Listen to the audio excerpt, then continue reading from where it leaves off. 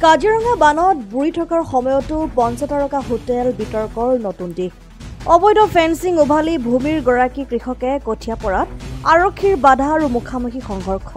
মুখ্যমন্ত্ৰী হিমন্ত বিশ্ব শৰ্মাৰ ইছাৰাত কাজিৰঙাৰ প্ৰাকৃতিক এনিমেল কৰিডৰ বন্ধ হয় আৰু কৃত্ৰিম কৰিডৰ সৃষ্টি কৰিব পাৰি নেকি? এই প্ৰশ্ন সোণেশ্বৰ নৰহৰ। অবৈধভাৱে চৰকাৰে নতুন ফেন্সিং আৰু অন্যান্য গৃহ নিৰ্মাণ কাৰ্যৰ তথ্য গাপ দিয়াৰ অপচেষ্টা আৰু ৰাজহুৱা কৰ্মীক প্ৰৱেশত আৰক্ষীৰ বাধা প্ৰদানক লৈ চৰকাৰক তীব্ৰ সমালোচনা জীপাল কৃষক শ্ৰমিক সংঘৰ। চৰকাৰৰ এই হঠকাৰী সিদ্ধান্তৰ প্ৰত্যাহাৰৰ দাবী জনাইছে সংগঠনটোৱে। ঘটনা অনুসৰি যোৱা 5 তাৰিখে কাজিৰঙা ইংলে পথাৰত তাৰ ভূমি অধিকাৰী আদিবাসী লোকসকলে পূৰ্বৰ দৰে এইবাৰো পথাৰত সমূহীয়াকৈ কঠীয়া পাৰিবলৈ কৃষি সঁজুলি লৈ নামি পৰিছিল। কিন্তু তৎমুহূৰ্তত চৌদিশে কাঁটাতাৰ লগোৱা দেখি আচম্বিত হৈ পৰে থলুৱা আদিবাসী ৰাইজ। হঠাৎ কাষেৰে এখন সংথৰ নামে ৰিজৰ্টখনৰ পৰা আৰক্ষী নিৰাপত্তাৰক্ষীয়ে থলুৱা আদিবাসী কৃষক পৰিয়ালক বাধা প্ৰদান কৰে। সমূহীয়াকৈ কঠীয়া পাৰিবলৈ যোৱা সময়ত সংঘৰ্ষত লিপ্ত হয় যদিও পিছৰ দিনাও প্ৰতিৰোধ সংগ্ৰাম গঢ়ি তোলে। সেই খবৰ পাই পিছৰ দিনা স্থানীয় যুৱনেতা প্ৰণৱ দলে তথা তেওঁৰ সতীৰ্থ উপস্থিত হৈছিল ঘটনাস্থলীত। কিন্তু অতি পৰিতাপৰ কথা যে উক্ত ক্ষেত্ৰখনত তেওঁক প্ৰৱেশত বাধা প্ৰদান কৰে তাত মোতায়ন হৈ থকা আৰক্ষী বাহিনীয়ে। আৰু তেওঁ খেতিয়ক ৰাইজৰ হৈ বাকযুদ্ধত লিপ্ত হোৱা পৰিলক্ষিত হয়। এই বাধা প্ৰদান কাৰ্যক জীপাল কৃষক সংঘই তীব্ৰভাৱে ভৰ্ৎসনা কৰে আৰু সকলো প্ৰান্তৰৰ মানৱতাবাদী লোকে এনে মানৱতা উলংঘনস্থলীত প্ৰৱেশ কৰাৰ অধিকাৰ আছে বুলি দাবী কৰে। সংবাদ মাধ্যমৰ আগত জীপাল কৃষক শ্ৰমিক সংঘৰ উপদেষ্টা সোণেশ্বৰ নৰ আৰু মুখপাত্ৰ প্ৰবীণ পেগুৱে জনায় এইদৰে।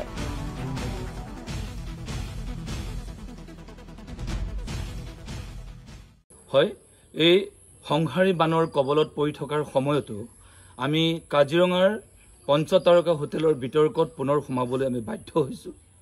কিয়নো সম্প্ৰতি কাজিৰঙাৰ ইংলে পথাৰৰ ভূমি অবৈধভাৱে চৰকাৰে বেদখল কৰা কাণ্ডক আমি পোহৰলৈ আনিবলৈ সক্ষম হৈছোঁ।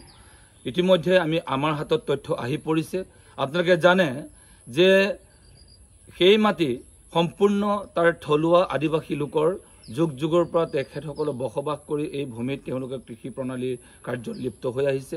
তাত 300-400 হাতীয়ে পৰম্পৰাগতভাৱে বিচৰণ কৰি হাতী ঘোলা পথাৰ হিচাপে তাত সকলোৰে জনাজাত।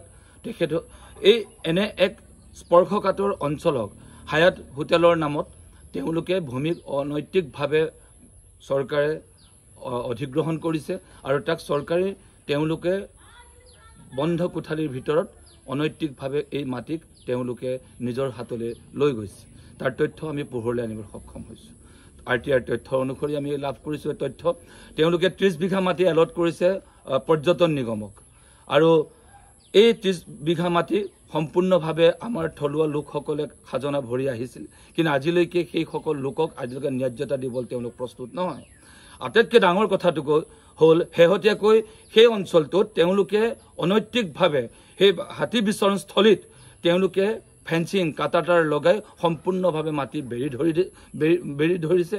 তাৰ পিছতে তেওঁলোকে অনৈতিকভাৱে তেওঁলোকে গৃহ নিৰ্মাণ কাৰ্যত লিপ্ত হৈছে আৰু 19জনকৈ ছিকিউৰিটি দিনে ৰাতিয়ে অহৰহ তাৰ সংথৰ হিমন্ত বিশ্ব শৰ্মাৰ বিশ্বস্ত কাৰ্বি আংলঙৰ EC এজনৰ হোটেলৰ নাম হৈছে সংথৰ। সেই সংথৰত 19জনকৈ তাৰ নিৰাপত্তাৰক্ষী তাত মোতায়েন কৰি ৰখা হৈছে। তাত কোনো লোককে তাত প্ৰৱেশ কৰিবলৈ দিয়া হোৱা নাই। তাত কোনো ধৰণৰ কেমেৰা তাত ব্যৱহাৰ কৰিবলৈ দিয়া নাই।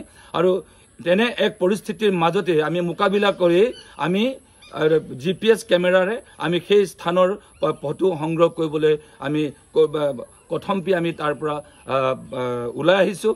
তাৰ উপৰিও শেহতীয়া কাণ্ড এটা উদ্ঘাটন হৈছে যে পৰহি আমাৰ থলুৱা ৰাইজে পৰম্পৰাগতভাৱে সেই স্থানত খেতি কৰিবৰ কাৰণে কঠীয়া পাৰিবৰ কাৰণে তেওঁলোক সমদল কৰি যেতিয়া কঠীয়া পাৰিব আহিছিল দেখা পাইছিল তাত ফেন্সিং তৰি থৈছিল অনৈতিকভাৱে। সেই ফেন্সিং ৰাইজে তাত সম্পূৰ্ণ ফেন্সিং উঘালি ৰাইজে কঠীয়া পাৰিবৰ কাৰণে তাত মাটিখিনি কৰ্ষণ কৰাৰ কাৰণে প্ৰচেষ্টা চলোৱা সময়তে তাত আৰক্ষী মোতায়েন কৰি ৰখা আৰক্ষী নিৰাপত্তাৰক্ষীয়ে সেইসকল আমাৰ থলুৱা লোকৰ লগত মুখামুখি সংঘৰ্ষত লিপ্ত হৈছে।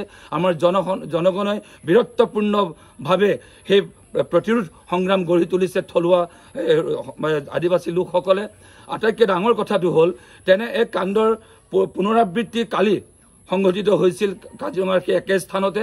তেনেকুৱা এক পৰিস্থিতিৰ খবৰ লাভ কৰি আমাৰ ৰাজহুৱা কৰ্মী প্ৰণৱ দলেও এই পৰিদৰ্শন কৰিবলৈ যাওঁতে আৰক্ষীয়ে অনৈতিকভাৱে অবৈধভাৱে অসাংবিধানিকভাৱে তেওঁক বাধাপ্ৰাপ্ত কৰিছে। আমি কৈছোঁ যে পৃথিৱীৰ সকলো ধৰণৰ মানৱ দৰদী মানৱতা কৰ্মী মানৱতাবাদী লোকে যিকোনো বিনিময়ত এনেকুৱা ধৰণৰ মানৱীয় উলংঘা কৰা কাৰ্যকলাপত পৰিদৰ্শন কৰিব পাৰে, যাব পাৰে, তাত মাত মাতিব পাৰে। এই যে পুলিচে এই ধৰণেৰে যে বাধাগ্ৰস্ত কৰি তোলা হৈছে, এইটো আমি সম্পূৰ্ণ জীপাল কৃষক শ্ৰমিক সংঘই আমি ধিক্কাৰ জনাইছোঁ। আৰু এটা প্ৰশ্ন আমি জীপাল কৃষক শ্ৰমিক সংঘৰ তৰফৰ পৰা হিমন্ত বিশ্ব শৰ্মালৈ আমি মুকলিকে প্ৰশ্ন কৰিছোঁ যে আপোনাৰ ইচ্ছাত আপোনাৰ আঙুলিৰ ঠাৰত কাজিৰঙা ৰাষ্ট্ৰীয় উদ্যানৰ কি কৰিডৰ হাল সলনি কৰি থাকিব পাৰি নেকি?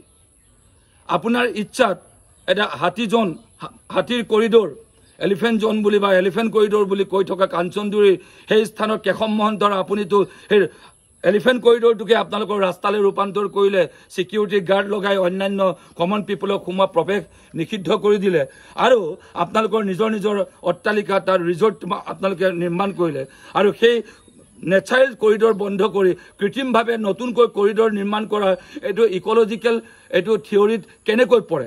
আমি এটা মুকলিকৈ প্ৰশ্ন কৰিছোঁ, সৰ্বসাধাৰণ জনতাৰ মানে সন্মুখলৈ আমি আনিব খুজিছোঁ আপোনাৰ এই প্ৰশ্নৰ উত্তৰ। আপুনি উত্তৰ দিয়ক যে কাজিৰঙাৰ ইকলজি আপুনি কেনেকৈ ভাৰসাম্যতা ৰক্ষাৰ কাৰণে আপুনি কি মডেলিটি তৈয়াৰ কৰিব খুজিছে? আপুনি ইচ্ছা কৰিছে তাত কৰিডৰ বন্ধ কৰিছে, আপুনি ইচ্ছা কৰিছে ইয়াৰ হাতী বিচৰণস্থলী বন্ধ কৰিছে। আপুনি দেখিছে শেহতীয়াকৈ বানপানীৰ সময়ত সেইসকল হাজাৰ হাজাৰ হাজাৰ হাজাৰ ট্ৰাক আবদ্ধ হৈ আছে নুমলীগড়ৰ পৰা আপ টু দেৰগাঁৱলৈকে। সেই ট্ৰাকসমূহ এতিয়া গৈ গোলাঘাটৰ নুমলীগড়ৰ পৰা মাঞ্জায়েদি গৈ তেওঁলোকে যাব লগা হৈছে। মানে দিনটোত মাত্ৰ ওৱান টাইম আপোনালোকে ৰাস্তা খুলি দিছে। আমাৰ সৰ্বসাধাৰণ জনতাই সৰু এখন গাড়ী নিওঁতেও 2 ঘণ্টাকৈ সময় আমি কাজিৰঙা পাৰ হ'বৰ কাৰণে লগা হৈছে। এইবোৰ ছেক্ৰিফাইচ আমাৰ জনসাধাৰণে ভুগিছে। কিন্তু ইয়াৰ ফলশ্ৰুতিত এতিয়া ট্ৰাকবিলাকে আবদ্ধ হৈ থকাৰ ফলত যিটো মূল্য বৃদ্ধি যিটো হৈছে, তাৰ মূল্য বৃদ্ধিৰ দাম আপুনি দিব নে আমাৰ জনসাধাৰণে ভৰিম?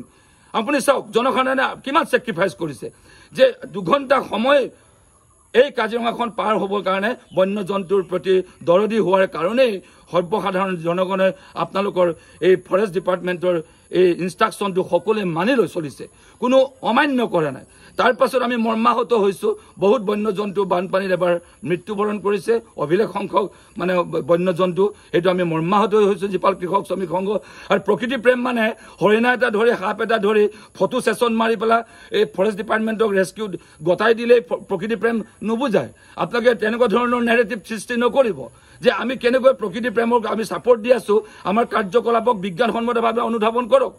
গতিকে আমি কৈছোঁ যে মাঞ্জাৰ পৰা যদি ট্ৰাকে গৈ ঘূৰি গৈ যদি ছেক্ৰিফাইচ কৰিব পাৰে কাজিৰঙাৰ স্বাৰ্থত যদি আজিৰ দুৰ্ভিক্ষত ভুগি থকা মানুহে 2 ঘণ্টা সময় এটা এম্বুলেন্স ৰৈ থাকিব লগা অৱস্থা হৈছে, তেনেস্থলত আপোনালোকে কাৰ স্বাৰ্থত, কোন কৰ্পৰেটৰ স্বাৰ্থত আচলতে এই কাজিৰঙাত এনেকুৱা অবৈধভাৱে মাটি থলুৱা মানুহৰ অধিগ্ৰহণ কৰি আপোনালোকে হায়াতৰলৈকে কৰ্পৰেট মানে 5 তাৰকা হোটেল খুলিব খুজিছে? তাতকৈ আপোনালোকে 200টা পৰিয়ালক মিনিমাম আপোনালোকে মডেলিটি হোমষ্টে কিয় আপোনালোকে প্ৰমোট নকৰে? তাতকৈ 10-20খন গাঁৱক আপোনালোকে এডপ্ট কিয় নকৰে?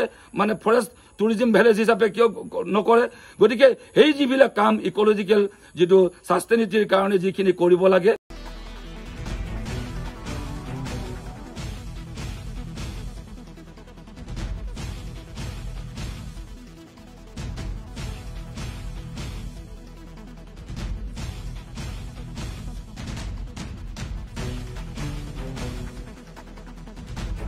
কাজিৰঙা ব্যুৰো, জননী লাইভ।